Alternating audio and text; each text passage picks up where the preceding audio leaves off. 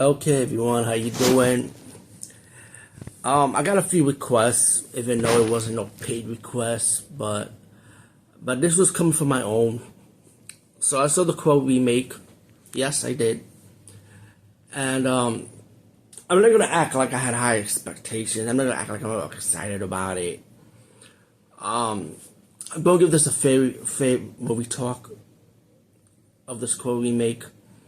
I'm going to tell you a little bit about my experience with the Crow movies. If you want to know, I reviewed all 4 Crow movies. Spoiler, I like all 4 of them. Yes, I do. Not a fan of this TV series. I never know about the comic book until I saw the movie that was based on the comic book. And that's when I start knowing about the Crow comics and start getting into it a little bit more. What I know about the Crow is that there's always a different Crow. Once the person is brought back from the dead to complete his revenge or her revenge, then they go back where they came from. Right? So there's a lot of different Crows. As for this Crow remake, it's supposed to be the remake of the first movie, a reboot, a retelling, and they did make it definitely different, I would say. Yes, they did. Actually, I can't say I would say they did make it different, but they kind of made it their own. Before I give you my final thoughts on what I really think of the Crow remake, let me just tell you what the movie is about. It's about this version of Eric Draven, and he's in love with this woman. And unlike the character from the first movie, this Shelly has a history. She has a past. That she knew who the villain was, and she was part of this organization. And yeah, this movie might contain spoilers, so I'm going to spoil it a little bit for you. So she does have a backstory to herself, and her friend that she knew of sent us this video of her in it, but she hid the evidence. And then we get to this flashback scene how Shelly met Eric for the first time. So the movie gets into what's going on now, and with a flashback with them being like in a drug rehabilitation center, I would say. So you get scenes like that and scenes that you don't really care about, like, just get to the point, you know? Like how the first movie was. But yeah, we get a long segment story with left and right with that. Meanwhile, the other said Shelly, the video ended up being dead from the people that was going after her. And now they're going to go after Shelly also. And Shelly know who the people are. Again, she does have a history about herself. To fast forward, Shelly dies, as you see in the trailer, so that's not a spoiler. Eric Draven's character died also too, with her, by the strangulation of the plastic. And then once he gets to I would say the netherworld, the limbo between life and death, that this man comes to Eric Draven's character and tells him about you. If you want, like, pretty much, if you're going to come back, you coming back, you gotta come back for love. You gotta have a meaning to fight for, without doubts. And I'm not gonna go too far about that scene, but Eric Draven came back as the Crow, not in full makeup form yet. So he goes out getting revenge.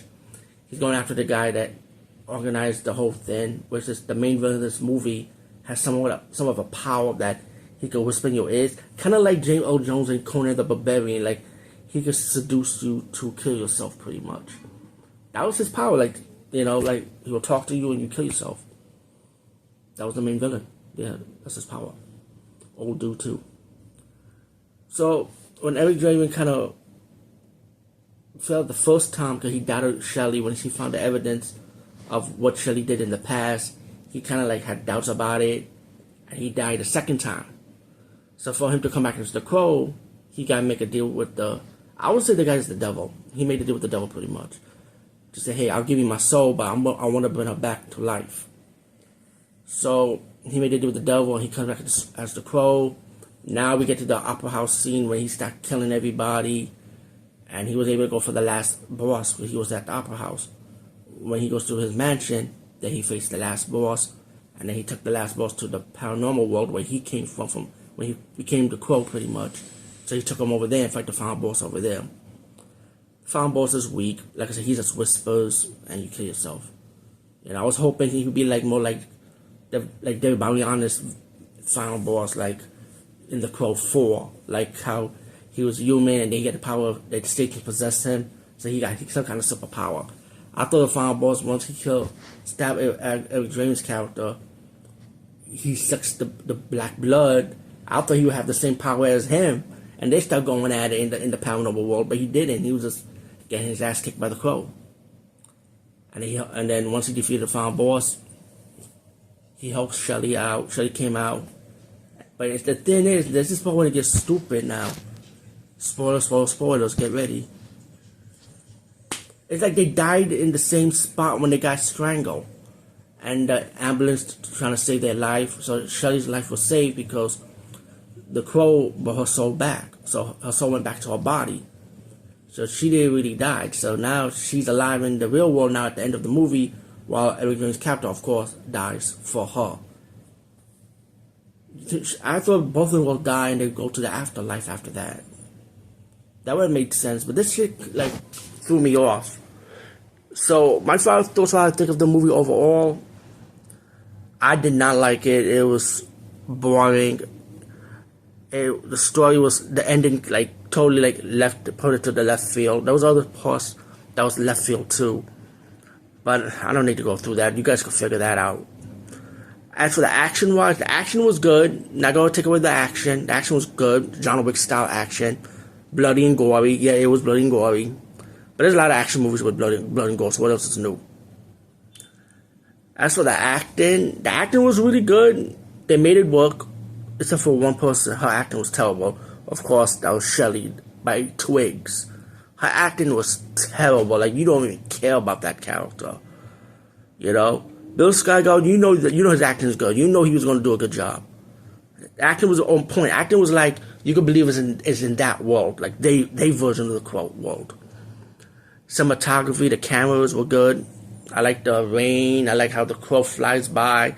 The setup, it was good. I'll give credit for some things, but overall the movie itself wasn't good at the end of it. You know, the acting tried the best to save it. Cinematography, there was some parts that was good, but most of it, the story was weak. The ending kind of like destroyed the movie itself. Like, just get it over with and just let them move on to the afterlife. Long flashbacks, which you don't care about. The soundtrack I did not care about. The soundtrack is like left and right to me. It was like, okay, there was some good points to the soundtrack with matching with the movie. A lot of it was just terrible. Terrible. The Crow style, how the Crow kills, like how it's done in the first movie, it wasn't like this in this version of the Crow. You know, I mean, let's say they call this Crow 5. I don't know if I mentioned it before, early in the review, and they changed the title of it, like Crow something else, and this was a different character, not Eric Draven's character. I would still say this is a bad Crow movie, either way. And that's crazy because I liked the first 4 Crow movies, speaking for me. And I gave you my reason why I liked all 4 Crow movies. This remake was terrible. It should have never been done. I always said they was going to do a sequel, it should have been like a different Crow with the hip-hop theme. Because I heard they wanted to do it with DMX one time. I thought that would have been fantastic if they did it with DMX. I even did a pitch idea for a Crow movie. You could check one of my old video blogs about if they do a Crow 5, and they should have a male and female Crow. Instead, like a 2-couple Crow going out for their revenge. That was my pitch ideal. You can check that pitch ideal somewhere in my video blog. That sounds better than this. They should have made a movie out of this. I would give them it for free. I wouldn't want no money for it. Just say, hey, Roger Ram did a short story about it. Yeah, I gave my government name, but you guys know who I am. But all in all, this Crow Remake is not a good movie overall, like I said. If I gave it a scale from 1 through 10, and Snarky J reviewed this movie, I was surprised she gave it a 5. Me, I'll give it a 2.5. If I scale 1 through 10, I give it 2.5. The 2 goes for the acting of Bill Skarsgård is good. Can't take away from his acting. I like the scenery. And the half is because of the action part of it. So that's my 2.5 stars. So that's my opinion of the Crow Remake. I didn't like it. If you enjoyed it, it's cool. You know, we all different. But anyway, over and out.